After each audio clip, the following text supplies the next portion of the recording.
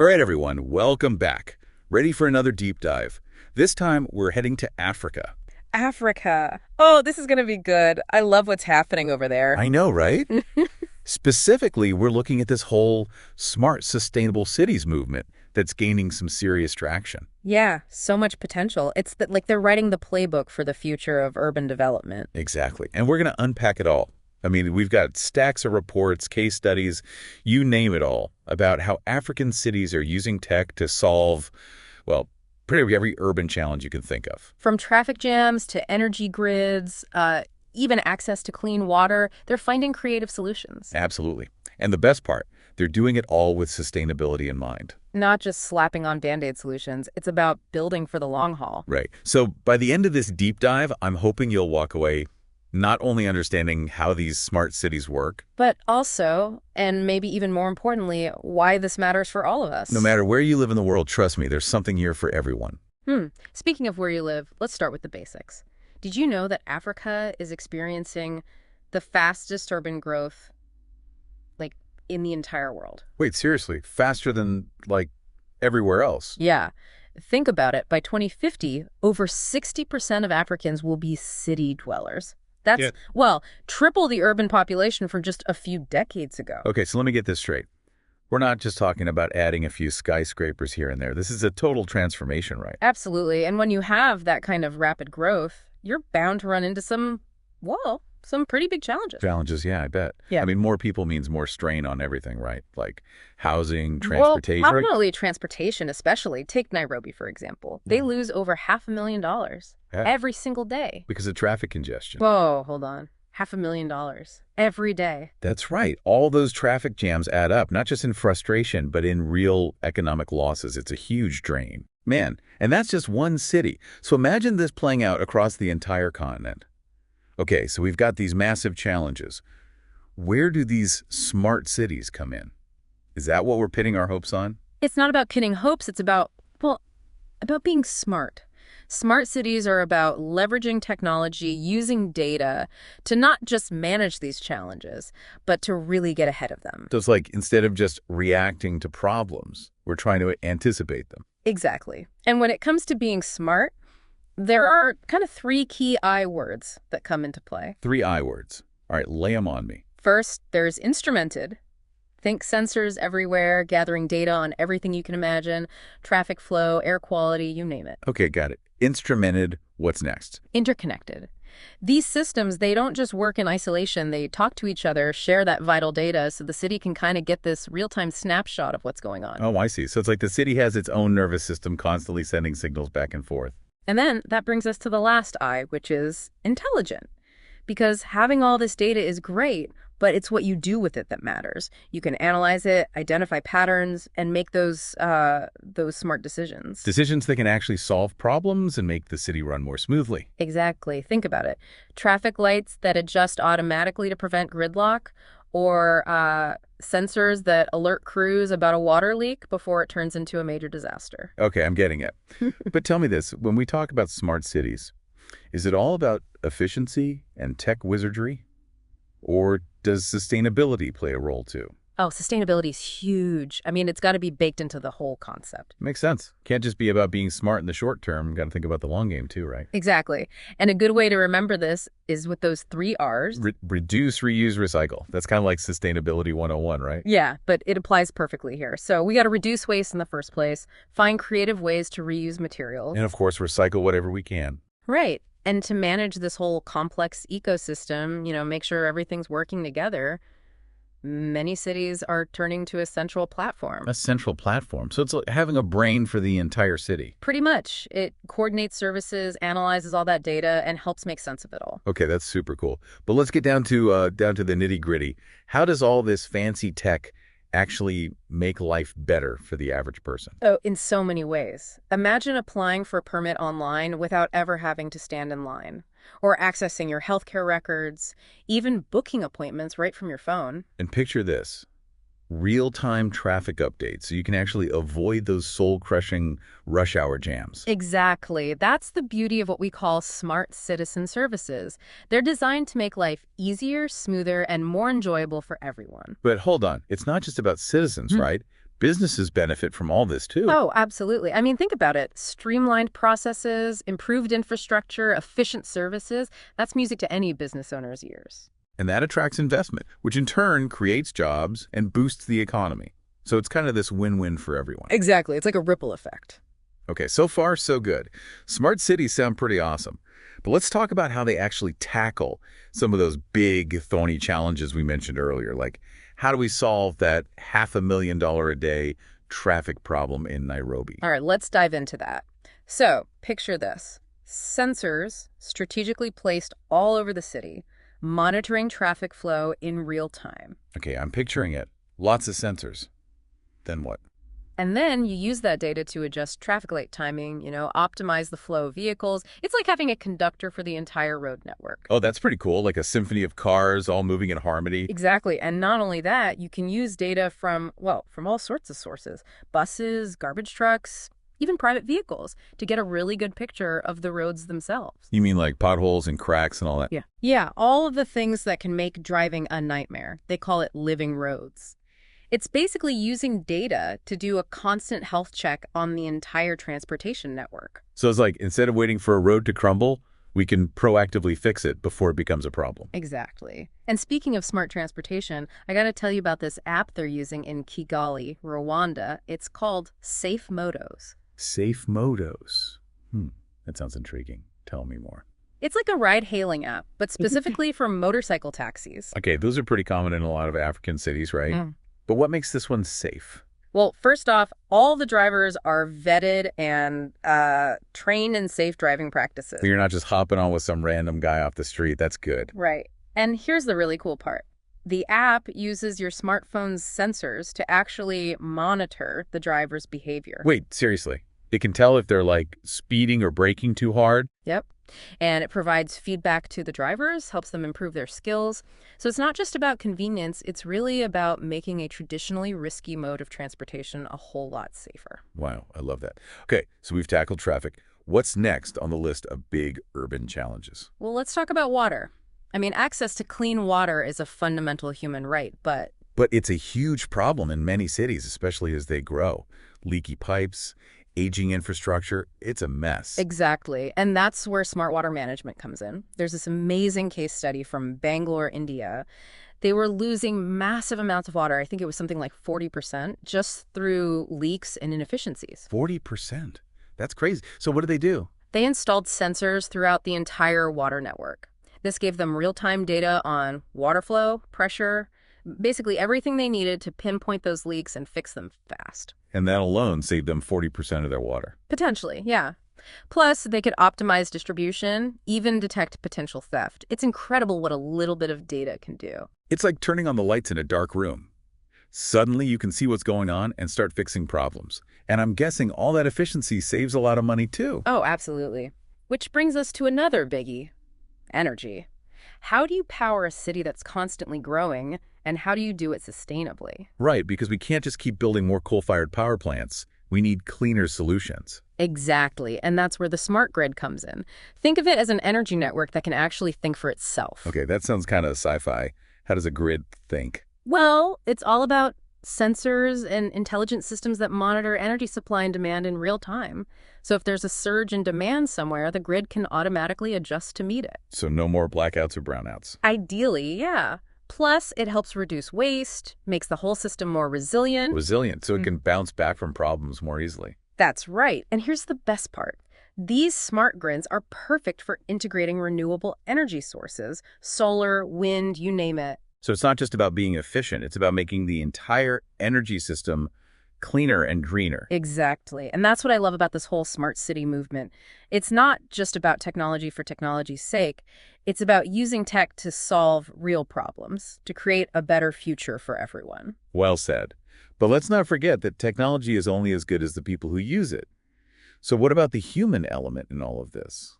Oh, the human element is crucial. I mean, for starters, you need strong leadership from government officials who can champion these smart city initiatives. So you need people at the top who actually get it, who are willing to push for change. Absolutely. But it can't just be a top-down approach. You also need engaged citizens who are willing to embrace these new technologies and, provide feedback. So it's a partnership, really. Leaders setting the vision, citizens providing input and helping to shape the direction things go. Are there any good examples of that kind of community collaboration? Oh, tons.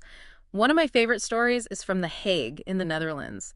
A group of residents there actually pooled their resources to restore a historic windmill. Wait, they brought a windmill back to life? That's pretty cool, but why? To generate green energy. That restored windmill now powers hundreds of homes in the neighborhood. It's a perfect example of how a community can come together, take action, and create a more sustainable future. I love that. It shows that you don't have to wait for the government or big corporations to take the lead. People can make a difference themselves. Exactly. And that spirit of innovation and collaboration is essential for smart cities to thrive. But let's be realistic, there's also the money issue. Who's going to pay for all these fancy new systems and initiatives? Yeah, that's a good point. All this technology doesn't come cheap. So how do cities actually foot the bill? Well, there's a mix of funding options. Traditional methods like bonds and public financing are still common, but we're also seeing more innovative approaches. Innovative approaches like What? Things like smart bonds, crowdfunding, even public-private partnerships. smart bonds. That's a new one. How do those work? They're designed to attract investors who are interested in both financial return and social impact. So the return on the bond is basically guaranteed only after a specific project has been successfully implemented. Oh, I see. So it's kind of like, show me the results, then I'll invest. Exactly. And crowdfunding is another interesting option. It allows citizens to directly support projects they believe in, which can really help build community buy-in. So there are lots of different ways to finance these projects. Yeah. But even with the money in place, you still need the people who know how to make it all work, right? You're hitting on a crucial point. The success of any smart city initiative depends on having a skilled workforce: engineers, data scientists, urban planners. So it's not just about installing the technology, it's about having the brains behind it. How do cities address that challenge? Investing in education and training programs is key. Cities need to create pathways for people to develop the skills they need to thrive in this new digital landscape. Right, because you can't just snap your fingers and magically have a bunch of smart city experts appear. Yeah. You got to invest in the people. Exactly. But even with the right people and funding in place, there are still bound to be some bumps in the road. Bumps in the road? Like what? Well, one of the biggest challenges is data privacy. I mean, smart cities rely on vast amounts of data to function effectively, but that raises concerns about how that data is collected, stored, and used. Yeah, that's a tough one. On one hand, you want the benefits of personalized services and efficient systems, but you also want to protect people's privacy. How do you strike that balance? Transparency and accountability are key. Cities need to be clear about what data they're collecting, why they're collecting it, and how they're using it. Makes sense. It's about building trust with citizens. But what about cybersecurity? With so much reliance on technology, smart cities must be prime targets for hackers, right? Oh, absolutely. Cybersecurity is a major concern. Just imagine the chaos if someone were to hack into a city's traffic control system or the power grid. It's like a scene straight out of a sci-fi thriller. So cities can't just focus on the shiny new tech. They got to think about the potential downsides, too. Exactly. They need to invest in robust cybersecurity measures to protect their critical infrastructure. And it's not just about prevention, it's also about having plans in place to quickly recover from attacks. So it's about being proactive, but also being prepared for the worst. But even if you solve those problems, there's still the issue of the digital divide. I mean, not everyone has equal access to technology or even knows how to use it effectively. You're absolutely right. The benefits of smart cities can't just be for the tech-savvy elite. Cities need to make sure that everyone, regardless of their income or background, can participate. So how do you bridge that digital divide? It takes a multi-pronged approach. Investing in public Wi-Fi infrastructure, making digital literacy training available, working with community organizations to reach those who are often left behind. So it's about making sure that the benefits of technology are truly accessible to everyone. Exactly. And that brings us to another important point. The world of technology is constantly evolving, so smart cities can't just stand still. They have to adapt and keep up with the latest trends. So it's not a one-time fix, it's an ongoing process. That's right. It's about constantly learning, experimenting, refining. Cities need to be willing to embrace new technologies, try different approaches, and even learn from their mistakes. So it's kind of like a giant citywide experiment where everyone is learning and adapting as they go. That's a great way to put it. And that spirit of innovation, of always pushing the boundaries, That's what's going to make these smart cities truly successful in the long run. All right, so we've talked about a lot of the challenges, but let's shift gears for a minute. What are some of the exciting opportunities that lie ahead for smart cities? Oh man, the possibilities are endless. As technology continues to advance, I think we're just scratching the surface of what's possible. Okay, give me a sneak peek into the future. What are you most excited about? One thing that really fascinates me is this blurring of lines between the physical and digital worlds.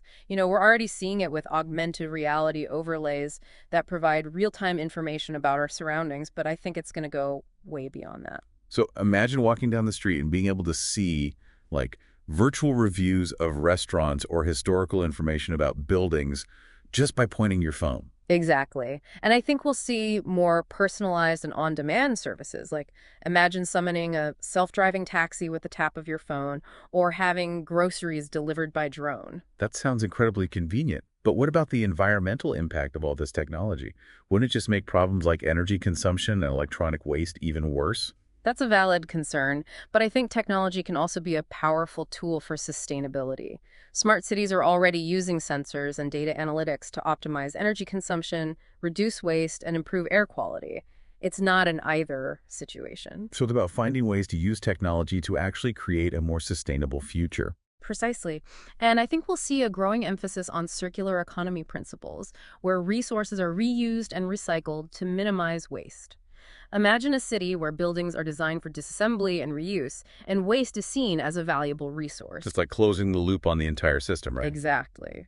But with all this talk about technology and innovation, it's easy to forget that cities are ultimately about people. Right. It's not just about the gadgets and algorithms. It's about creating a better quality of life for everyone. And I think we'll see a greater focus on citizen engagement and participatory governance. So it's not just about experts and policymakers making decisions behind closed doors. No, it's about creating open and transparent communication channels, platforms where citizens can share ideas, provide feedback, and be a part of the decision-making process. It's about making sure that everyone has a voice and feels like they're part of something bigger. Exactly.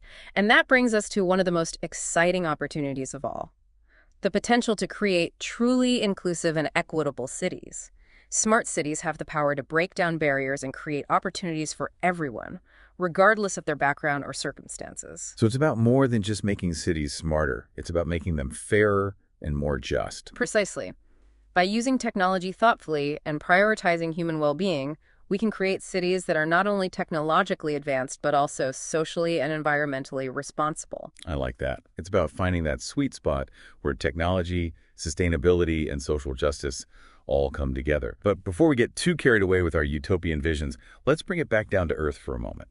I'm curious to hear your personal take on all of this. Well, what has stood out to you from everything we've talked about? What's really resonating with you? Honestly, I'm struck by the sheer scale of both the challenge and the opportunity. It's mind-boggling to think about the billions of people who will be living in cities in the coming decades and how these smart city initiatives could impact their lives. It's truly transformative, isn't it? It is. And it's exciting to think about the role technology can play in solving some of the world's most pressing problems. But I also feel a sense of responsibility. We need to make sure that we're using these tools wisely and ethically, and that we're not leaving anyone behind in this transition. I couldn't agree more. It's a powerful reminder that we all have a role to play in shaping the future of our cities and our planet. Well said. And on that note, I think it's time to shift our focus from the global to the local. Let's talk about what all this means for our listeners, no matter where they live in the world. Okay, so we've seen what's happening in Africa, but some of our listeners might be thinking, so what? What does this have to do with me? Good point. But here's the thing.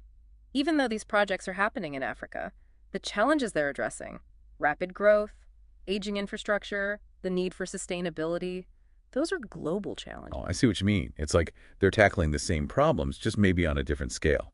Exactly. And what's really fascinating is that a lot of African cities, they're not burdened by those outdated systems that you see in older cities, so they can leapfrog ahead with new technologies, try things that might be harder to implement in other places. That's a great point. It's like they're starting with a clean slate, which gives them more freedom to innovate. Uh-huh. But, okay, let's say I'm listening to this in, I don't know, London or Seattle. Yeah.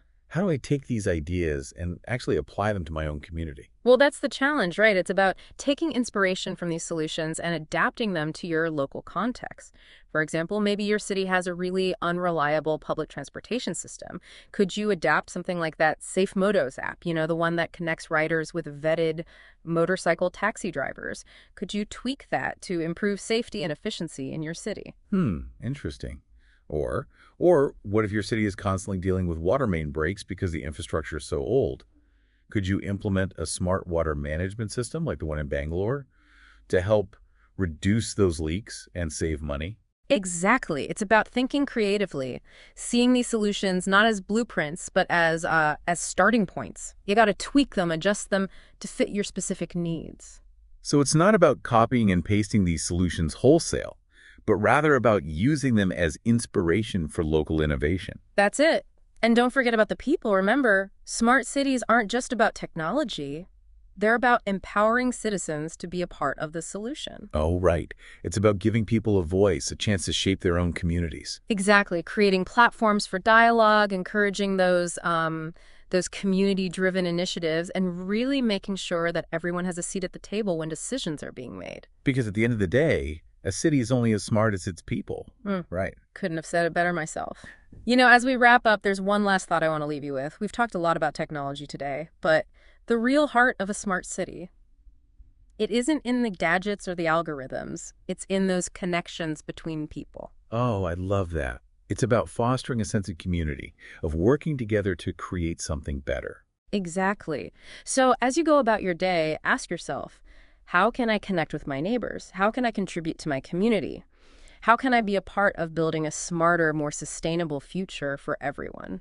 That's a perfect note to end on. Thanks for joining us on this deep dive into the world of smart, sustainable cities. We'll see you next time.